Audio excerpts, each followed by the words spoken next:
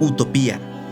Te doy la bienvenida al podcast de Utopía de Santo Tomás Moro, un audiolibro que probablemente cambie tu forma de ver el mundo.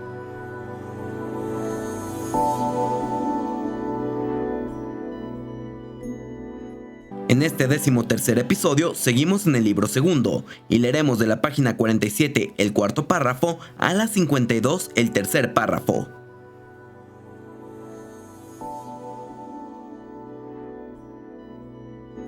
Al espíritu vinculan el entendimiento y el gozo que engendra la contemplación de la verdad. A esto sigue el dulce recuerdo de una vida honesta y la firme esperanza del bien futuro. Dividen los placeres del cuerpo en dos categorías. La primera comprende aquellos placeres que inundan los sentidos de gozo. Se deben unas veces a la recuperación de las fuerzas exhaustas por el agotamiento del calor interno. Tal es el efecto de la comida y la bebida. Otras veces se debe a la eliminación de todo aquello que sobrecarga el cuerpo. Sentimos tales placeres cuando desecamos, cuando engendramos un hijo o cuando calmamos el picor de una parte del cuerpo rascándonos o frotándonos. A veces surge un placer de una forma espontánea sin que haya sido deseado y sin que nos libre de algo que nos molesta. Tal es ese placer que por fuerza secreta, pero evidente, excita a nuestros sentidos, los arrastra y los cautiva. Pienso, por ejemplo, en el placer de la música. Hay una segunda categoría de placeres. Consiste, a su juicio, en el estado de tranquilidad y de equilibrio del cuerpo. Se trata de una salud exenta del mal alguno. En efecto, cuando el hombre está libre de dolores, experimenta una verdadera y deleitosa sensación de bienestar, y ello sin que le afecte placer alguno venido del exterior, porque si bien es cierto que la salud golpea e impresiona menos al sentido que el apetito acuciante de comer y beber, sin embargo, hemos de reconocer que muchos la consideran el placer supremo. Gran parte de los utopianos confiesan que es la base y el fundamento de los demás placeres. Solo ella hace plácida y deseable la existencia, y sin ella no hay placer alguno. La ausencia total de dolor en quien no goza de buena salud no la consideran placer sino embotamiento. Hace ya tiempo que rechazaron la teoría de los que opinaban que no se había de considerar a una buena y sólida salud como un placer. El tema fue ampliamente discutido entre ellos, y entre las razones que daban estaba la de que el placer no se manifiesta sin afección externa. Pero hoy los utopianos, casi sin excepción, están de acuerdo en proclamar que la salud es el placer fundamental, y lo razonan de este modo: si la enfermedad causa dolor, enemigo implacable del placer, la enfermedad es igualmente enemiga de la salud. ¿Por qué, pues, no puede haber placer en la posesión tranquila de la salud? Y no vale decir que la enfermedad es un sufrimiento o que el sufrimiento es algo inherente a la enfermedad. Para ellos, estos dos puntos de vista son lo mismo. Sea que se considera la salud como el placer mismo, sea que se le considere como su causa necesaria, lo mismo que el fuego origina el calor, en ambos casos, cuando hay una salud de hierro, el placer no puede estar ausente. Cuando comemos, ¿no es la salud restablecida la que arremete contra el hambre con la ayuda de los alimentos? ¿No es cierto que, a medida que se restablece la salud, la vuelta al vigor acostumbrado hace renacer el placer que sentimos apoderarse de nosotros? ¿Por qué la salud que tanto se alegra ahora en el combate no habría de alegrarse también una vez conseguida la victoria? Si lo que buscaba en la contienda era su primer vigor, ¿cómo es posible que recaiga nuevamente en el embotamiento sin conocer y apetecer su propio bien? Decir, por ejemplo, que la salud no produce una sensación especial, lo juzgan totalmente falso. ¿Quién dicen en estado de vigilia no percibe que está sano sino aquel que no lo está?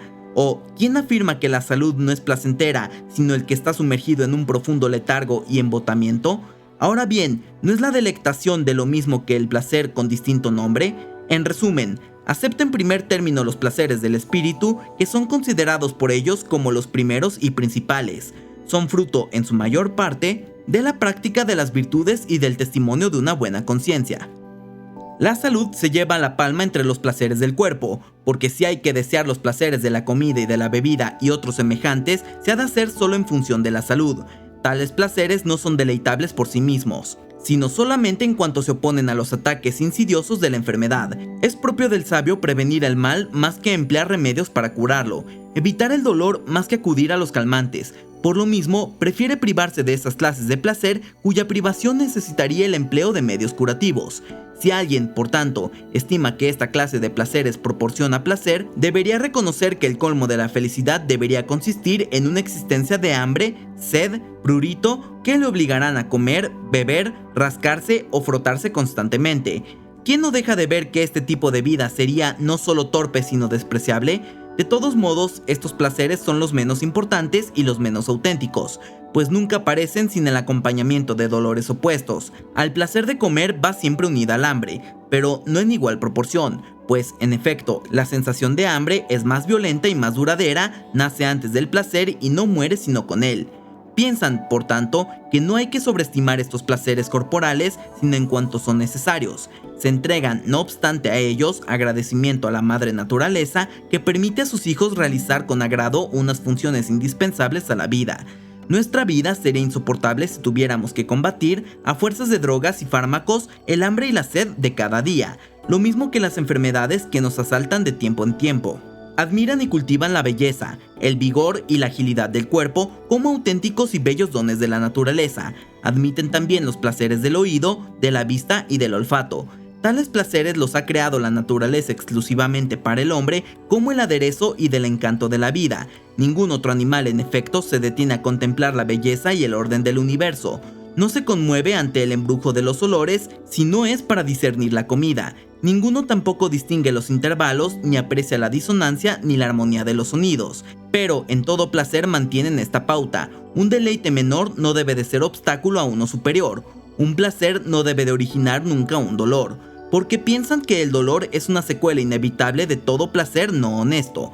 Pero nunca piensan en despreciar la belleza del cuerpo, debilitar su vigor, cambiar su agilidad e inercia, extenuar el cuerpo con ayunos, arruinar la salud, desdeñar a los demás dones de la naturaleza, a no ser que se hagan en beneficio de otras personas o de la sociedad, con la esperanza de recibir un placer mayor de Dios como recompensa, pues creen totalmente absurdo mortificarse por mortificarse, sin provecho de nadie o para prepararse a soportar pruebas que quizá no llegarán nunca.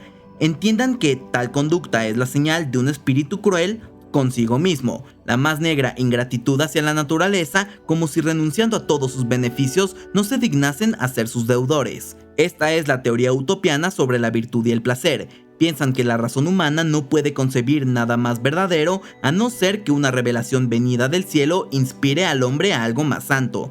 ¿Tienen o no razón? No pienso discutirlo, porque ni el tiempo lo permite ni lo creo necesario. Me propuse presentaros sus instituciones, no defenderlas. De todos modos, estoy firmemente persuadido de que, cualquiera que sea el valor de estos principios, no hay pueblo que lo supere ni república más feliz.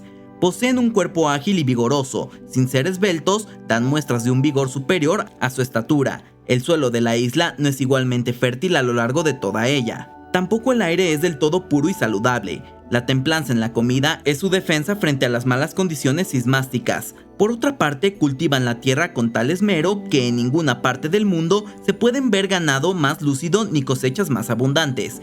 En ninguna otra parte la vida humana es más prolongada ni las enfermedades menos frecuentes. Es de admirar igualmente la perfección con que ejecutan los trabajos normales del campo.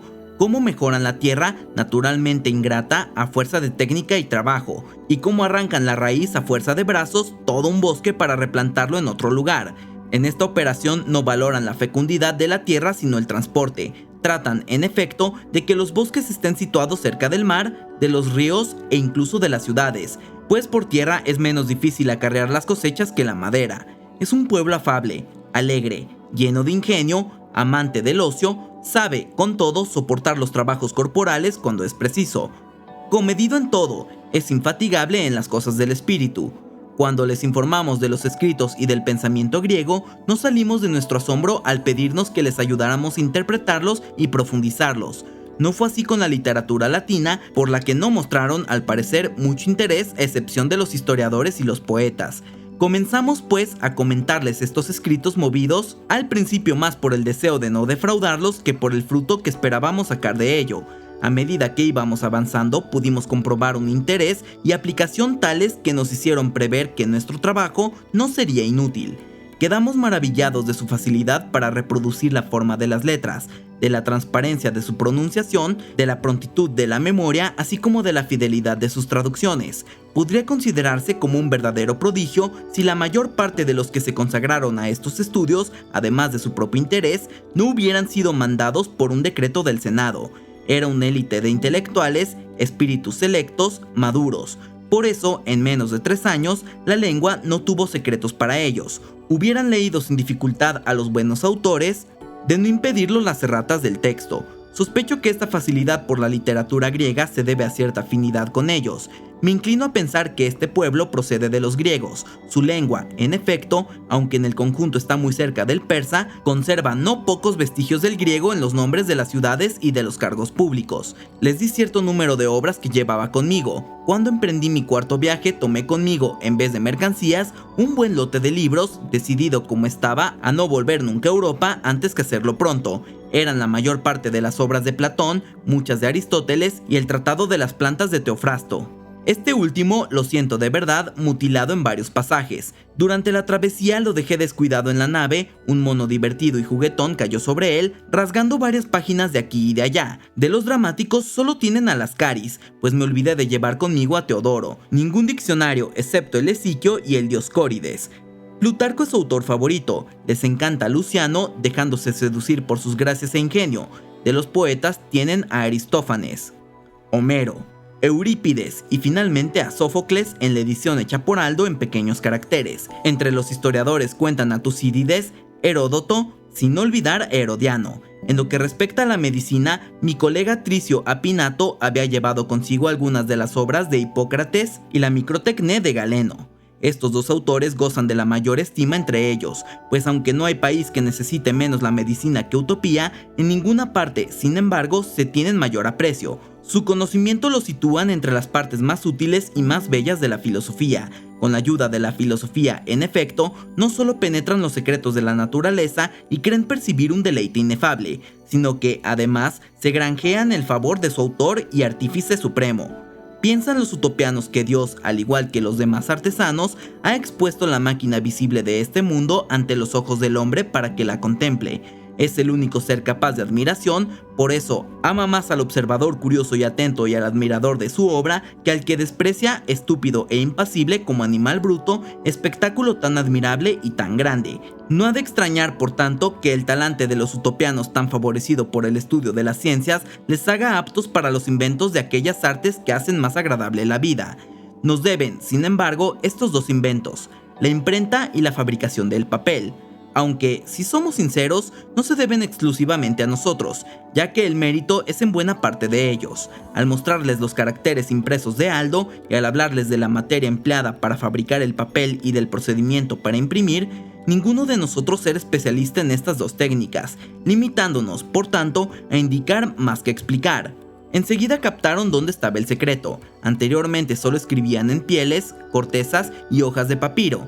Enseguida se pusieron a fabricar papel y a imprimir letras. Al principio no consiguieron resultados demasiado buenos, pronto, sin embargo, tras repetidos ensayos, lograron perfeccionar ambas técnicas. Lograron tal perfección que, de haber tenido a mano todos los manuscritos griegos, no hubieran faltado libros. Hasta el presente solo tienen los que he mencionado, pero los han multiplicado, ya impresos por miles de ejemplares. Quien llega a visitar la isla es bien recibido si va acompañado de un don o talento especial, o si los largos viajes le han hecho conocedor consumado de tierras y de hombres. Por eso fuimos tan bien recibidos nosotros. Les encanta escuchar lo que pasa en el mundo. Por lo demás, el comercio no arrastra mucha gente a la isla. ¿Qué podrían atraer a Utopía sino hierro? ¿Acaso oro y plata que tendrían que volver a sacar con ellos? Todo bien pensado, creen que es mejor asegurar la exportación que confiarla a otros. Con ello consiguen dos objetivos: informarse de las costumbres de las naciones vecinas y no olvidar el contacto y la experiencia del mar.